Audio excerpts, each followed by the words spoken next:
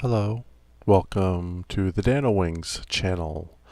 My name is Dano. This is another episode of Evidence, Interpretation, Decision, God's Presence in Our Lives. Before continuing on with the series, I wanted to take some time to recap what has already been covered in my previous videos, since I'm not recording as frequently as I'd hoped to, and it's been a while maybe since you've watched those original videos. The videos I am referring to are Reasons to Believe in God, Reasons to Believe in the Bible, and Reasons to Believe in a God who allows suffering. So because this is a recap video, it might be a bit longer than my previous entries. My purpose is to try and build a solid foundation so that as we move forward together, we're all on the same page. I do not want to say that these first lessons are like the first level of a building and then we're going to build on top of them. That's the idea, but I don't want to get too wrapped up in the mental picture. Ideally, reading the Bible is the goal, the primary foundational expectation, but I need to cover some other items before we start getting into real Bible study. Please remember, my main audience are people who don't attend church necessarily at all or even a regular basis, but they still have a desire to learn. I would be honored if you would share this video with family and friends. Becoming the e-reverend of the internet would be fantastic. I don't know anybody has claimed that. I'll throw my hat into the ring, ego aside. Another reason I wanted to recap was my first video had very poor audio quality, and if you've listened to that already, you'll know what I'm talking about.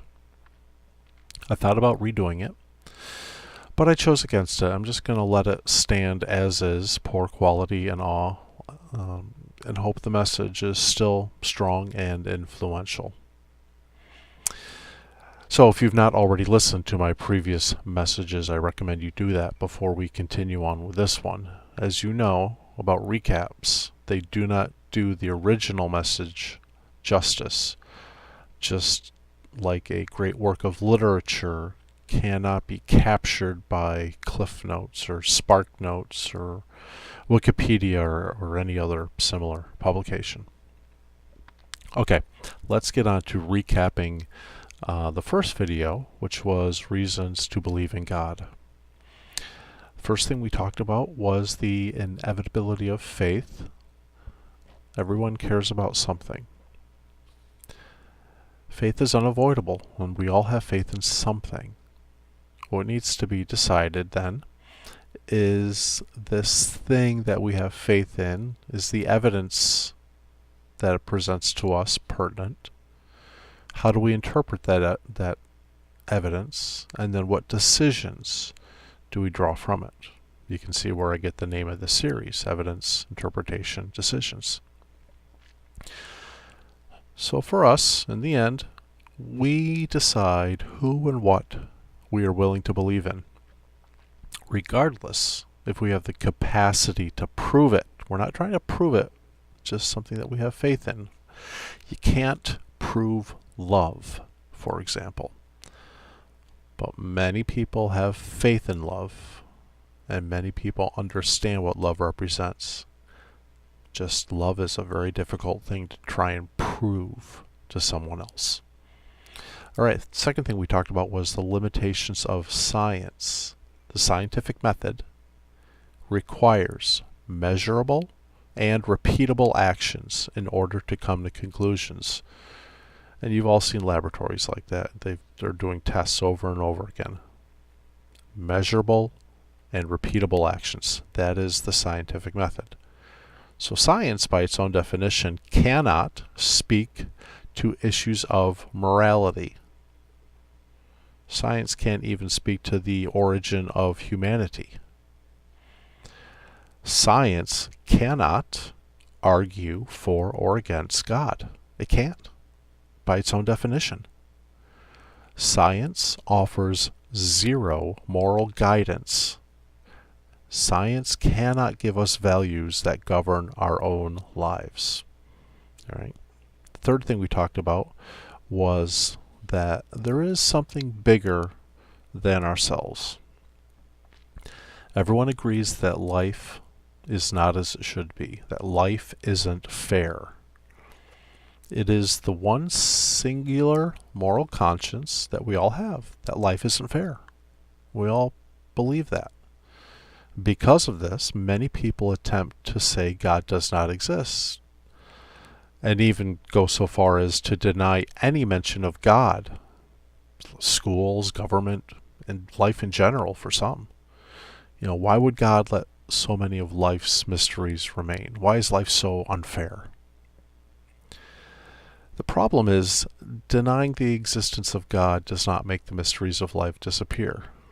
And even attempting to exclude God from the language of life, like the Ten Commandments, or just those OMG everybody says, or those thank you God moments that people have when something goes right for them. When you try to exclude God from the language of life, you don't eliminate anything. You don't eliminate that longing for a better life, because life isn't fair. We all want something more than this life has to offer. So even those with anger against God still retain that moral conscience that we all have that argues life is not as it should be, that life is unfair. See, one cannot resist and one cannot deny that we are all drawn to something more than ourselves, bigger than our life around us. And number 4, the last thing we talked about in that video was finding God. God designed circumstances in our life in such a way that He is prompting us to look for Him. He's nudging us. And for those who hear that and react to that, for those who reach out to Him, He's always close enough to be found wherever we are. And that's the uniqueness of it. Our individual lives, God arranges that. And that's why everyone is different. And everyone has different ways they hear God, and everyone reacts differently to God because of where they are. The issue is, when we reach out to God, we need to do it on His terms, not our own terms. God promises to be found by those who admit their own need for God in their lives. When you realize you need God in your life, God will be found. You can find God. When you trust Him and are willing to trust Him instead of willing to trust in your own devices, that's when God is found. So again, reminder, these recap videos are just touching on things. I go into it a little bit more in the video itself. And obviously, each of these items are huge conversation points, and I'm just trying to give a thumbnail scratching overall. Second video is reasons to believe in the Bible. First thing we talked about was unabashed honesty. Real honesty. The Bible is painfully honest, and it represents human nature as hostile. People are hostile toward each other. People are hostile toward God. It's right in the Bible. The Bible predicts a future full of trouble, full of grief. And yet through it all, the Bible gives us hope. There's hope for us. The Bible was not written for those seeking a simple, optimistic view of religion. The Bible was not written to show people that, we're basically good and we just have a few minor flaws. The Bible is way more honest than that. Second thing we talked about is the preservation, accuracy, and survival of the Bible. The Dead Sea Scrolls, I'm sure you've heard that phrase, found after World War II in the 1940s, where they had been for 2,000 years. These documents, these Dead Sea Scrolls, have proved the accuracy of the Bible. And they bring discredit to those who believe that the original Bible was tampered with or even lost to time. Modern told you it's a real video. Modern archaeologists have repeatedly unearthed evidence showing the accuracy of the Bible. And those who doubt the historical accuracy or the geographical accuracy of these ancient documents, they have their speculations proven wrong time and time again. And that's just it. A lot of people are speculating. They have no evidence.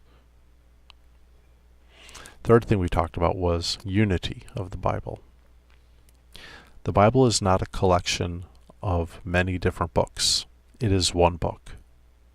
It is one book telling one unfolding story across 1,600 years.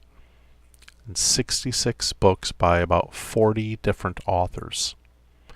And even the Old and New Testaments themselves are separated by 400 years of silence, essentially. There's no writing in between those. Many men across many centuries told one united story. No other group of authors contributing to one book across the centuries could have done this, and ample time to discredit them would have surely surfaced at some point by now. The last thing we talked about in that video was the Bible has power to change people's lives. History has shown that people's lives are bettered because of the Bible. The Ten Commandments alone have been a source of moral direction for hundreds of millions of people. And while the Bible is still the central book of Western civilization, despite it being ignored by those who are uncomfortable with its teachings, entire nations and tribes around the world have been transformed by the Word of God. They've been transformed by the life and the significance of Jesus Christ. And all that information is found in the Bible. The last video we're going to summarize here is reasons to believe in a God who allows suffering. First thing we talked about was free will equals suffering. Humans get to choose, robots do not. With choice comes the possibility of pain.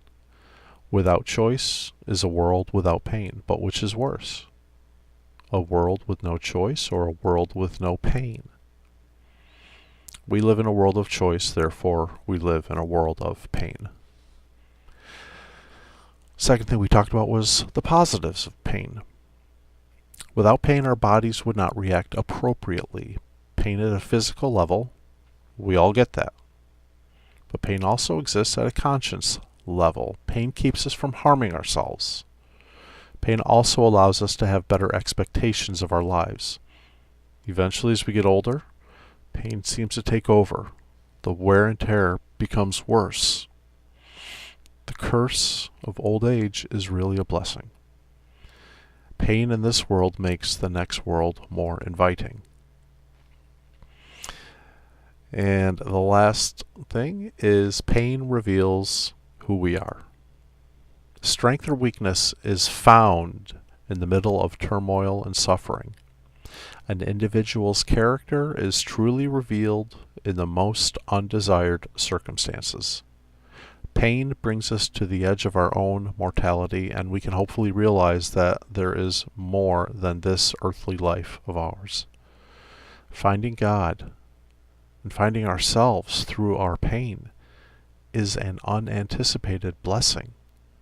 Pain is not wasted when finding the Lord of eternity is the end result. So those are the video recaps. Please watch the original videos if you haven't already. Thanks for hanging around this far, or this long at this point. One thing I realize I have not done very well is to emphasize the framework of evidence, interpretation, and decision. So let me do that now. Everything I present to you, whether you look at the whole message or a section of it, is a piece of evidence for you to consider. I give you my interpretation and decision of it, again, at a thumbnail scratching level. But don't forget, I'm at a different place in my journey than you are. And when you choose to teach, I'm so sorry about that. I just breathed in a little fuzzy something, piece of dust.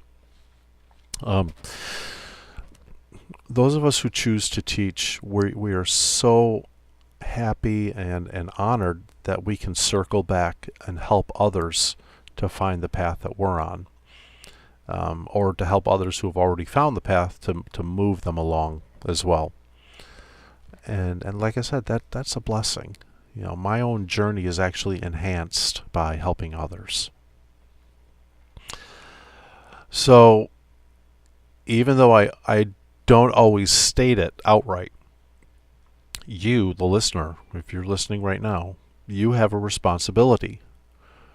You have a responsibility beyond just listening and sharing my messages, which I'm so happy that you're listening, and please share the messages with others. Your responsibility is that you need to decide if the evidence is pertinent. You need to come to an interpretation of it, and you need to be responsible for the decisions that you draw from it. And decisions and actions are synonymous in this case. I'm not asking you to do something you don't normally do. You do this every day. Every day of your life, you are taking evidence, interpreting it, and making a decision from it. I'm not asking you to boldly go where no man has gone before. If you feel God is somehow trying to get your attention, I advise you not to ignore him. So I'll leave it at that. I hope you find these videos useful. If so, again, please share them with a friend. Please share them with family, and start encouraging them to start thinking about God and the Bible, and use my videos as a conversation starter. Again, it's an honor for me to be here. Please, on this video and all my videos, consider leaving comments. They're not only appreciated, they help me decide how to move forward. They give me the feedback that I need. As well, if you could hit the like button, that's as I move forward and hopefully can start growing my channel. The number of likes on videos, it gives YouTube the information that they need to allow my channel to grow. And if you haven't subscribed to my channel, please do that as well. So thanks for sticking around. I know this was a long video. I really appreciate it. Again, my name is Dano. This is the Dano Wings channel. Stay tuned for more about God and his presence in our lives.